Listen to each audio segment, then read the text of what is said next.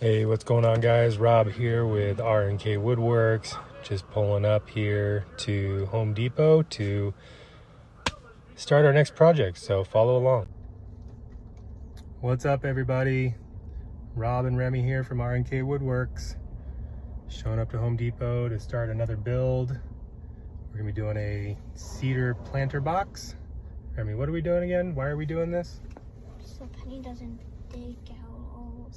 So the new dog that we got doesn't dig out all of our plants, hoping that if we raise it up, she won't be able to reach the plants. So here we go, on into our favorite store. Yeah! All right, so tell me, how many 7-year-olds actually know to find the cedar and where to actually go when they get inside Home Depot?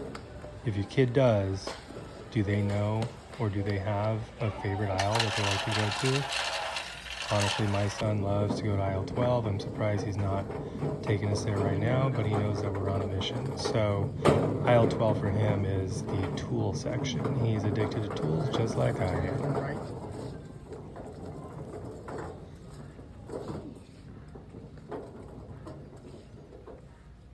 All right, so now we've pulled up to the cedar section. And here we are just looking at the different prices, the different sizes. And I gotta tell you, there's so many differences, and you just pick this wood up and there's different feels to them, different weights to them. It's just a matter of what you're trying to accomplish with the job that you have going on.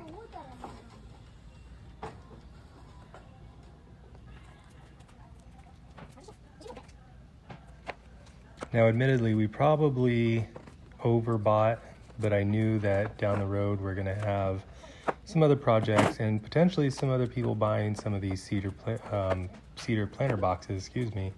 And lo and behold, after the job was done, we posted that onto our social media pages. And what do you know? We went ahead and got an order for 4 boxes. So glad that we overbought. We actually have to go back for a few more. But again, glad that we overbought. You know, the other cool thing about building with your children is to see their creativity come out. Here we are, as you just saw pop up on the screen there. My son is taking some time to figure out how we can accent the cedar box so that a portion of it stands out. So his idea was to actually put this around the top, which you'll see at the end of the video. Accent pieces.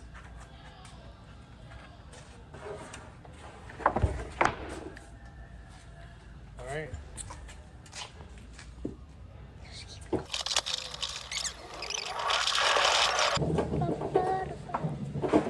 All right, here we are pulling up to some of the construction lumber, and we decided that what was going to be best for this build was to actually use some 2x2s. Planks. You know, we do have the wood at home. We do have some 4x4s that we could cut down into 2x2s, but we were a little bit on a time crunch. Here we are, and I figured, you know what, for just a few bucks, it's going to be quicker and easier to use these boards. But I gotta tell you, you really have to hunt through this stack, which I hear my son talk more about, just because they like to hide the really good pieces in the back, or all the stuff is already But trying to look through this pile, you know, this is some rough lumber as well, but trying to find the straightest, most usable lumber, and we're gonna try to make sure we have enough of it for the planter box.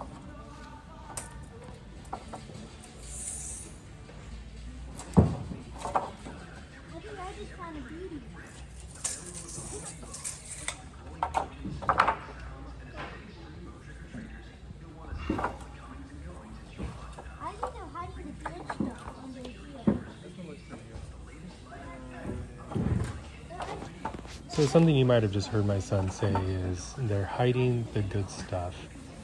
It's important that you take time to go through the lumber stacks, as you know, sometimes the best stuff is going to be hidden. Don't be afraid to ask somebody if you need some help, but yeah, spend the time to find the right lumber so that your job's going to go a lot easier, a lot quicker. You're going to have to do less milling along the way. Daddy, all the beauty guys are back here. But they're all stuck together, so you have to get a whole pack of them.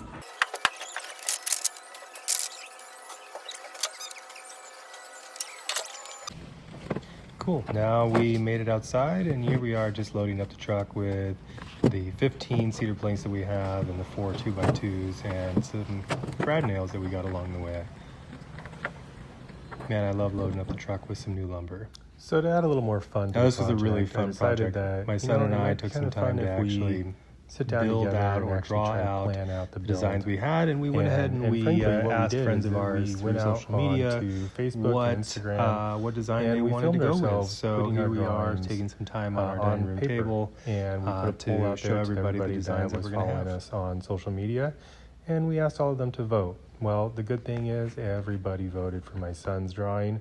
So looking forward to seeing what the build looks like and working with him through it.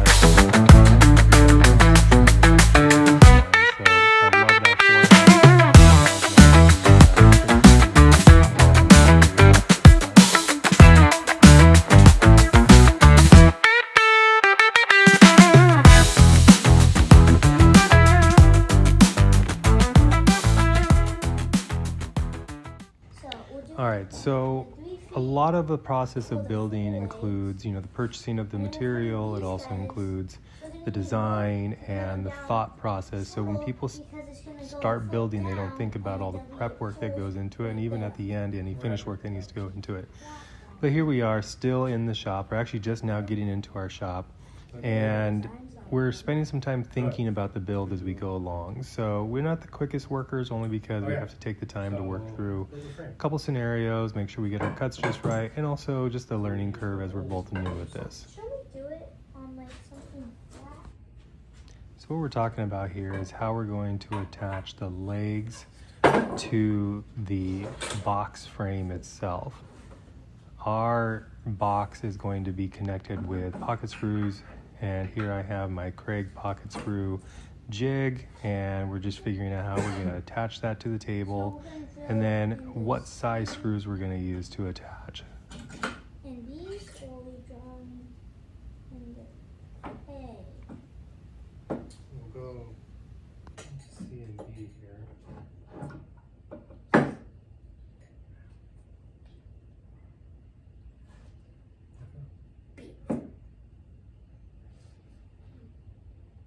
Okay, it's not.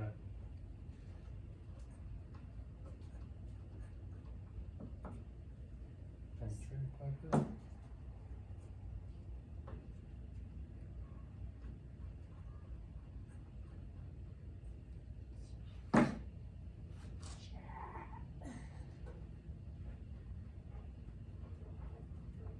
Try again.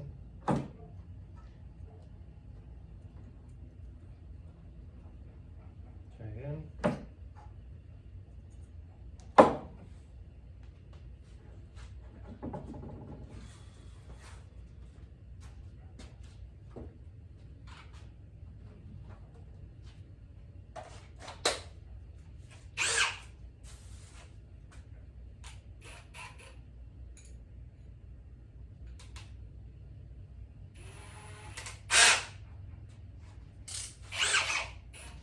So if you've never used pocket screws before, it's really cool. If you go through the Craig system, they give you this drill bit that's got a collet on it that's going to put it so you can put around the drill bit so that you don't go too deep into the piece of wood that you're working on, and then you put it inside the holes on the jig, and then you're going to drill these perfect pocket hole screws. And then along the way too, they're going to give you some screws, whether it's an inch, 1/4 inch, 3/4 inch, 2 inch, just depends on the size of screw that you're going to need for your project. But here we are, we're just putting a couple pocket screws in, and then what I'm doing here is trying to see how these are going to line up, if they're going to be too wide, if we have to inset, trying to just see the right alignment for what we're trying to accomplish with this build.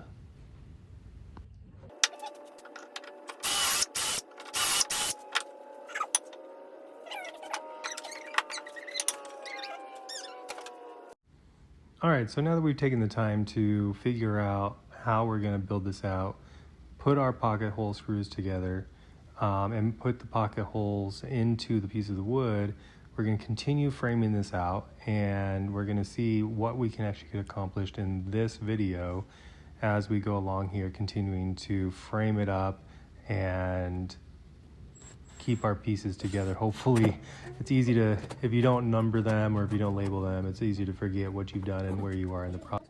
So I really do recommend that you label and follow a process just so that you can keep track of everything.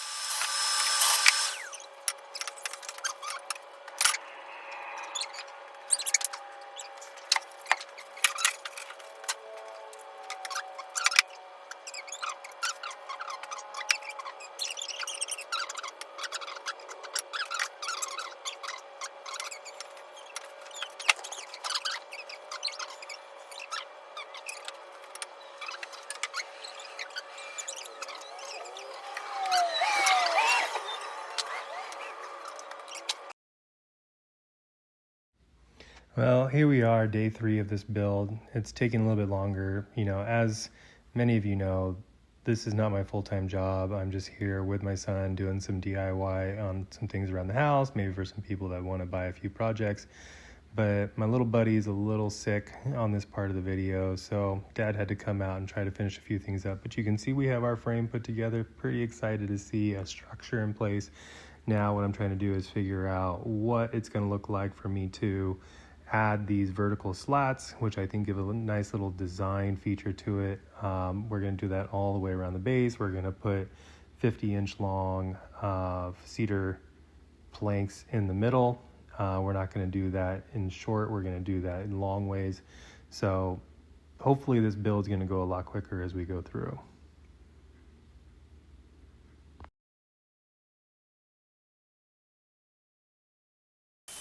Cool, so now that we've got our structure in place, as I said, I had to find a way to figure out how I'm going to attach these vertical slats. And you know, what I decided here was, I think it makes the most sense to give some strength to the legs. So all I'm doing is ripping down a 1.5-inch strip and a 2-inch strip, and that's going to wrap our 2x2s to give a little bit more structural strength on the corners. And then we're going to get into our decorative design all the way around as well. All right, now we're just putting our vertical slats in. Gonna nail that guy in just to give it some ability to stay in place. It's gonna have the weight of the dirt on it, so it actually doesn't need to be super structural. You don't need to put any screws in there, in my opinion. Tell me if I'm wrong in the comments, that would be great. Now here's our finished frame with the bottom slats. And here's our finished product.